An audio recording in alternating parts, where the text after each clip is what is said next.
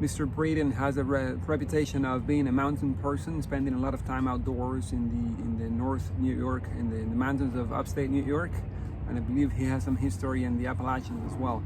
So at the moment I saw this axe advertised at SHOT Show, I was intrigued. I really liked the looks.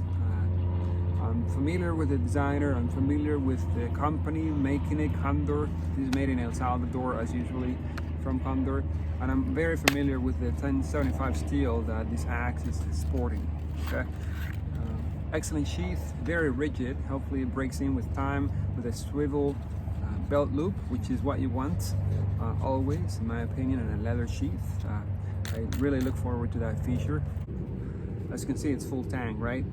Okay, full, very long micarta slabs on both sides, nicely rounded.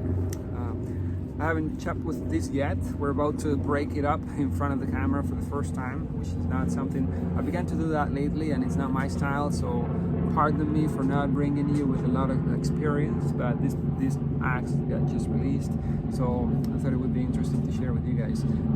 There is some swell here in this dimension, none here. I would prefer to see that. The Fiskars gives you a little bit of swelling in both directions as well, and a better hook, in my opinion, that's gradual. It's not very pronounced, so it doesn't tend to hit your pinky too much. I'm intrigued to see how this end here would fare on chopping motions. As you know, that's usually the soft, not the soft, but the hot spot on an axe is usually down here. You tend to come down for more leverage.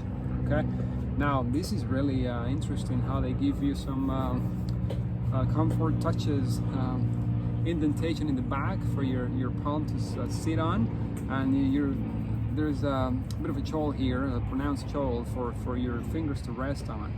Okay, Torx construction all across. Let's see, let's take it for a spin, see what it does on my old trusty pine block 2x4 season. Let's do a bit of a comparison with the Fiskars as well, but right now let's just chop with it. Okay.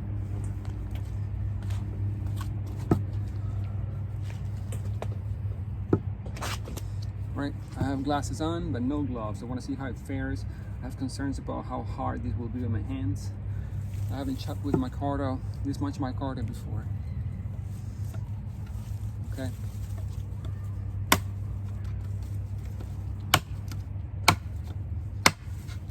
Big bites. The edge is thick. I don't think it's going to chop that well given that thick edge. Let's see.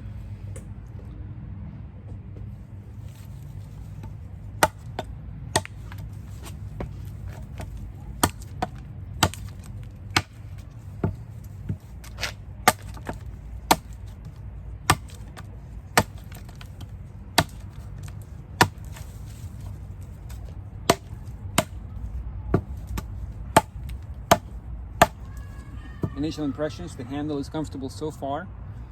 It's not proven to be too hard on the hand.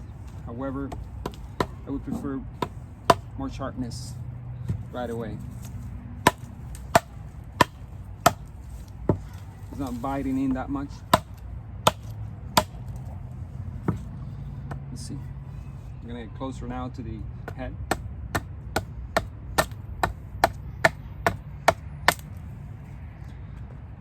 I guess it's carving decently.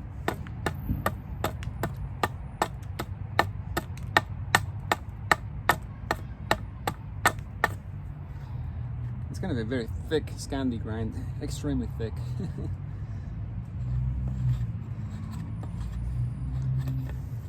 Now I want feather. No, I don't. Actually, it wants to. It wants to feather a little bit. Let's try a mid-handle position now.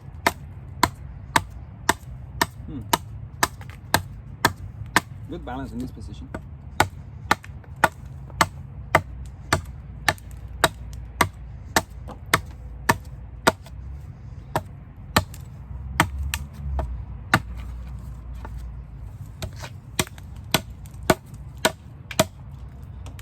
Trying to be very careful with accidents. I've seen many axe slippages before that can come close to your feet, so, and legs and arms. So trying to stay away from the cutting area of my body parts as much as possible.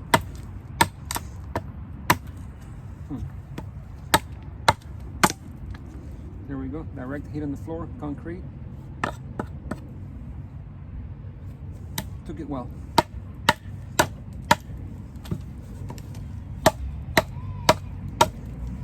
Allows you to change your grip.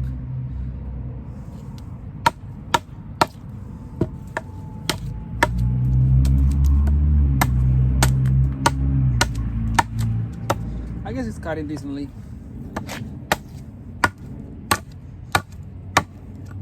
I know 1075 can take some abuse, so I would prefer the thinner grind towards the edge. I always prefer that.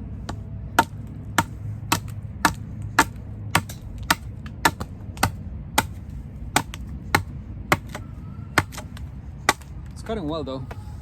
Cutting well. Let's compare with the Fiskars. Fiskars coming into action right now. Let's see. I'm very familiar with the way this cuts. Way different balance.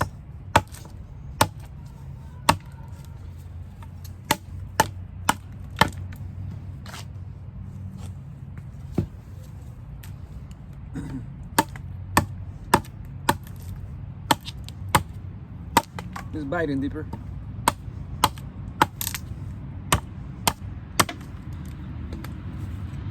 Back to the Condor. Yeah, it doesn't bite as deep. No.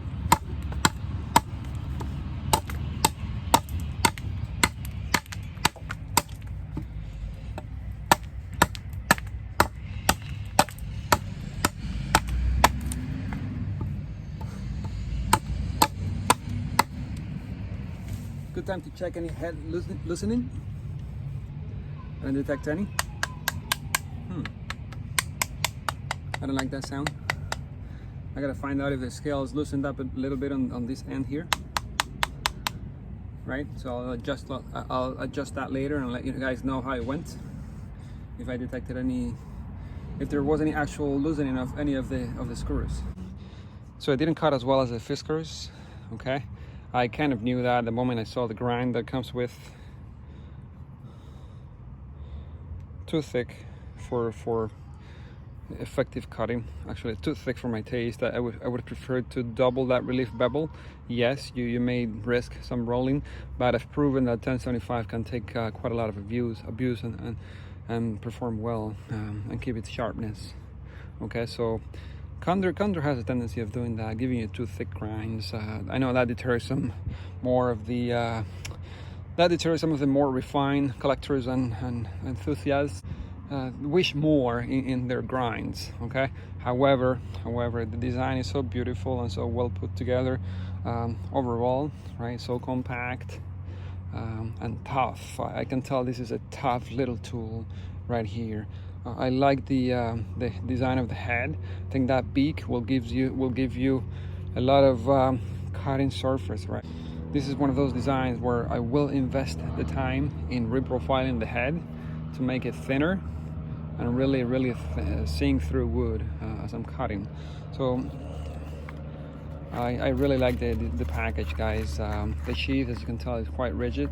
Okay, the way you put it back is kind of like this. You need to follow the beak first, and I'm sure there's an official axe name for that point there, but you follow that. Careful, don't cut yourself. Insert it, and then rotate the axe and push it down a little bit more. Kind of rigid. I hope loosens up with time, but look at that carry package. Look at that, right? I mean, you can carry these as you're hiking if you're that type of person that you want to have such protection and utility in the woods. I mean, that's one of the main defects of axes. You know, even the best ones don't give you great carry options. This is the best system that I have seen to date. Okay, so that's the Condor Mountain Pass. Mr. Breeden designed a whole range of outdoor knives for Condor that appeared in the SHOT Show 21 coverage that we all saw in YouTube. Okay, however, this is the model that really caught my attention immediately. There's a couple of other nags that I really like to try at some point, but here we go, never going away.